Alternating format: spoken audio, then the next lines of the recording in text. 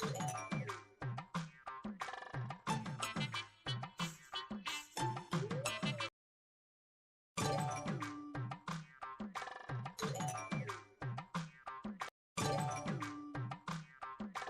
தம்பி பரீட்சை எழுதுனீங்க, என்னாச்சு? சார் பரீட்சை எழுதுறேன் சார், ஆனால் பாஸ் ஆகல சார். திரும்ப திரும்ப எழுத வேண்டியதானே? அப்பயும் பாஸ் ஆகல சார். சரி, நான் எக்ஸாம்பிள் போனேன், உட்காந்துருவேன், ஆனால் மறந்துடுவேன். என்னென்ன படிச்சே இல்லையா? இல்லை சார், என்ன எழுந்து விட்டாங்க. பாத்தியா? இப்போ எதுக்கு அவனுங்க எம்எல்ஏ ஆகணும். என்ன இது? நீ எம்எல்ஏ ஆகணும்னா எங்கிட்ட வர வேண்டாம், தெரு தெருவா போய் மக்கள் கிட்ட ஓட்டு கேளு.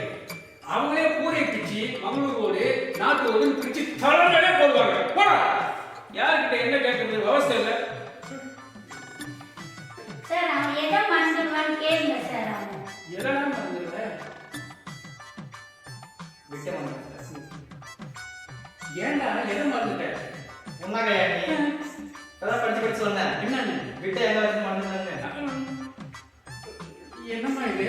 சார் லூசாரியா சார் நீங்க? அவளை பத்தி கேட்க வேண்டிய கேள்வி என்ன கேட்குறீங்களா சார்? நீ ஒன்று செய்யுங்க, 2 பேரும் வீட்டுக்கு போங்க, நீங்களே மாறி மாறி கேட்டுங்க. மூஞ்சிங்கள பாரு, நல்ல பையன் நல்ல அம்மா. அம்மா எதை மறந்துட்டீங்க? வாம்மா, என்ன விஷயம்? சார் வேலை செய்யறது சார். நல்லதுதான். இப்போதான் என்ன வேலைன்னே சொல்லாம 2 பேரும் வேலை கற்று போனாங்க. நல்ல வேலை அவங்க கிட்ட இருந்து தப்பிச்சிட்டேன். உனக்கு என்ன வேலை தெரியும்? சார் கொலாடுக்கு சண்டை நல்ல சண்டை முடிச்சு விட்டுருவோம் சார். அப்புறம் கொசு முன்னாடி பிரிச்சு விட்டுருவோம். நல்லா ஓகே, அப்புறம் மாநில மருமகளுக்கு சண்டை எப்படி முடிக்கணும்னு முடிச்சு விட்டுருவோம் சார்.